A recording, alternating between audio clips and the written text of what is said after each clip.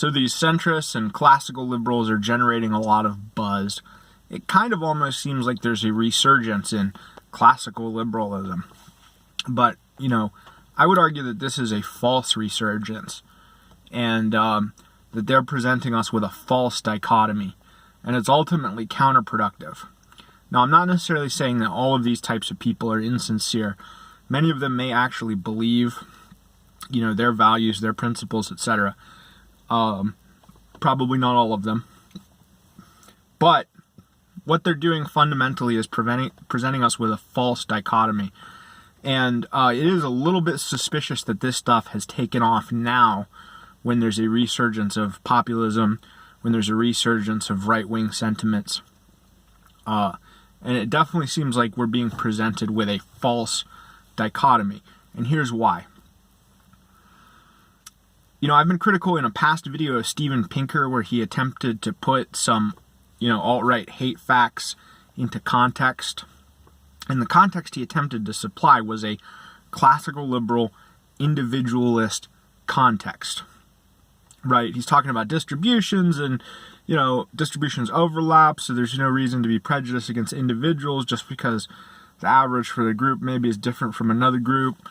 That was the context he was attempting to supply to those hate facts. But that's not the context we're dealing with. Okay? The context we're dealing with is not a classical liberal establishment. It's not an individualist establishment. And so, those arguments would be flawed even in that case because those classical liberal principles are flawed. Those classical liberal values are flawed. They're deficient. They might work within limits, but they don't acknowledge or recognize those limits. And we're now far outside of those limits. We had classical liberalism. Classical liberalism led to what we have now. So why would going back to classical liberalism not lead to the same again? They don't really address that. But, the point is we're not dealing with a classical liberal establishment. So offering us this classical liberalism is a false dichotomy because they're not in any position to offer anything. Classical liberals are on the outs. They are fringe. Okay? They're an even smaller fringe than the right. The libertarians, who are maybe the biggest classical liberal movement in the United States, have never gotten more than low single-digit support. There might be low double-digit support for broadly classical liberal values as a whole, but there's at least that much support for right-wing values. And, the organized libertarian movement is small and shrinking, right? Because a lot of the libertarians have recognized the deficiencies of their values and their arguments and their proposals and have moved over to the right. So they're offering us something that they're in no position to offer. They are on the outs. They are on the fringe. They do not have the power to offer us a classical liberal alternative. The establishment is leftist. The establishment is a leftist establishment waging all-out culture war against our institutions, against our norms, against our culture, against our traditions, against our religions, everything that we value, against our ethnicity, against the male sex as a whole, against normalcy. The leftist establishment is waging all-out culture war through the media, through entertainment, through economics, through finance, through policy, social policy, welfare policy, anti-discrimination policy, all of it. We've got an all-out culture war being waged by a leftist establishment against normal people. And so this classical liberal alternative is not an alternative. It is another fringe group. It is more fringe than us. It is more fringe than the right. They are in no position to offer anything. And they are offering this not to the left, because the left doesn't care about this stuff. The left isn't going to adopt these principles. And if they do, it'll be purely tactical. It'll be purely self-serving, like they flip-flopped on, let's say federalism and states' rights and secession, right? During the entire 50 years that leftism was ascendant, all of this stuff was vilified, right? States' rights, federalism, that's all just, the only purpose of it could be to protect racism, right? Or backwardsness or regressiveness, right? So we're going to beat up on that because only racists would support states' rights. And now, just in like a flip of a switch, they've gone to sanctuary cities, sanctuary states, nullifying federal laws, talking about secession, right? It's not because they've discovered these principles. They don't have principles. That's the point you have to understand. They are all about getting power and getting what they want, and they will adopt any principle to further their self-serving ambitions. They will adopt any principle or say any, rhetoric to get what they want. That's all they're about. So even their leftist principles, and people fall into this when they try to troll leftists and out leftist the leftists and stuff. There's a fundamental misunderstanding. They don't have principles. They have interests. They're following their interests. That's it. There are no principles involved. They will adopt or discard principles at random on a whim, depending on what seems to be, that what would serve their interests best at the moment.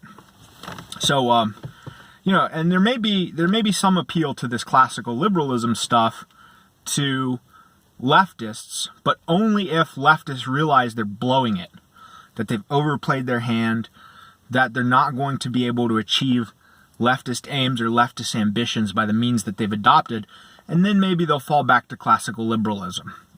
Because classical liberalism enabled them to get this far. We had classical liberalism at one point. Now we have whatever we have. All right, so classical liberalism enabled them to get this far. The flaws of classical liberalism, the vulnerabilities of classical liberalism, the weaknesses of classical liberalism enabled leftists to get this far. They were all about freedom of speech, while it was freedom of communist speech to subvert and undermine traditional American values, right? Now that they're ascendant or more ascendant, they don't care about free speech, right? Because that's just tolerating the speech of their enemies. Okay, so they've flip-flopped on that same way because they don't have principles, they have interests.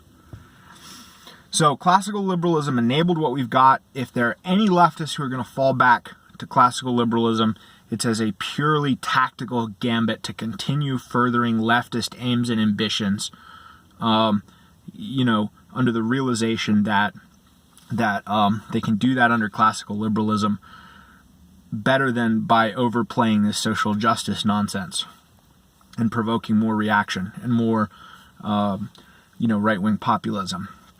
So, but this stuff is not primarily aimed at the left. It's primarily aimed at the right. And Jordan Peterson doesn't make any bones about it. He brags about, bringing people back from the brink of right-wing ideology, almost as if that's, like his mission. And he has some apt criticisms of ideology as such, but true, proper right-wing kind of belief systems are not necessarily ideological. There are right-wing ideologies, to be sure, and some of them are pathological, but rightness it's more pragmatic than ideological, or aesthetic than ideological. So you're talking about constructing a proper scale of values and aesthetics that lead you to strive for something greater, not down into the muck and the mire and degeneracy and defectiveness and dependency, like inverted left-wing values. You're trying to strive for better, and you're idealizing better. That's what it's all about. That's what right-wing philosophy broadly, if you can even call it philosophy, right-wing belief, is all about that. And that there's room for pragmatism in there. There's room for nuance. You don't have to be ideological about it. But my point is, this stuff is aimed at the right. It's telling people on the right, hey, here's a safe way you can be against the left. You can be against the left. You don't have to take the hate facts to extreme conclusions, as we call them. This is a nice way to be against the left. This is a safe and sophisticated and proper way to be against the left. But it's a false dichotomy. because they're in no position to offer anything. They are a fringe. They are on the outs. They are powerless. Classical liberalism has been supplanted by left liberalism, by progressivism, by cultural Marxism, by social justice warriorism. That's the context. And in that context, we're dealing with hostile blocks, collective identity blocks that fight for their collective interests, and they form coalitions of marginal blocks aligned against the middle to fight for their collective interests and against ours, because it's always for them zero sum or negative sum parasitism. They're not about productive exchange. They're not about cooperation. Defection, treason is their highest value. They're all about non-reciprocity. They want something for nothing. They want it at a discount. They want to be able to lie and cheat and steal without giving anything in return. That is their value system. Their value system is fundamentally based on treason, right? Because in the short term, it can be more profitable and advance their interests further than cooperation by exchange for mutual benefit. So they're not about any of that. They're about treason and defection and non-reciprocity and parasitism and fraud. That's the context we're dealing with, not these classical liberals. These classical liberals and centrists and whatever else you want to call them, they're offering us a false alternative because they're not in any position to offer anything. And even if they were, it's not anything that would contain the left. It's not anything that would stop the left because it didn't before. It didn't before and it won't again. And the only reason any leftists would even play along with it is because it serves their interests temporarily in the short term better than the alternatives. And their interests are fundamentally parasitic, dishonest, malicious, duplicitous, fraudulent, treacherous, shady, malevolent. Their interests are not our interests. There is no alignment of interests. The whole idea of cooperating with the left, of appeasing the left, of seeming reasonable to the left, of seeming modest and moderate to the left, is a fool's errand. And it's always been a fool's errand. These people who try so hard to do this, they just get lumped in with us. They just get called racists and secret Nazis. And when I was a libertarian, that's what I was called. When I was doing nothing more than arguing for, kind of traditional Western values like rule of law and property rights and due process and all that kind of stuff, that abstract stuff. When I was doing nothing more than that, I was being called a racist. I was being called a Nazi. And, that's what happens to all of these people. Whether they are sincere about this stuff, whether they actually believe these principles, or whether they're opportunists who are either trying to make the right less effective or are trying to bring the left back to a position that's more effective for them. They just get lumped in with us and slandered and libeled. So, they're not offering anything realistic. They're not in any position to offer. They are out. They are out of power. And they're not going to regain power by these means.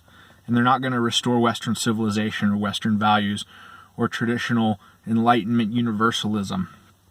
They're not going to do it. It's not going to work. It didn't work before. We had it before. If we have it again, it'll just degenerate in the same way. Now, finally, you've got conservatives. And, conservatives are all right people. They're not bad people. The problem is, the conservative impulse is a status quo bias. And that's fine if your status quo is good. That's fine if you have a worthwhile status quo that's worth defending. We don't have a worthwhile status quo. We have a dogshit leftist status quo. So we're going to have to take some leadership here and provide some leadership to these conservatives in rolling stuff back, and then they'll defend it. But conservatism as such has no direction to it other than, stay put or maybe go back to when I was a youngster.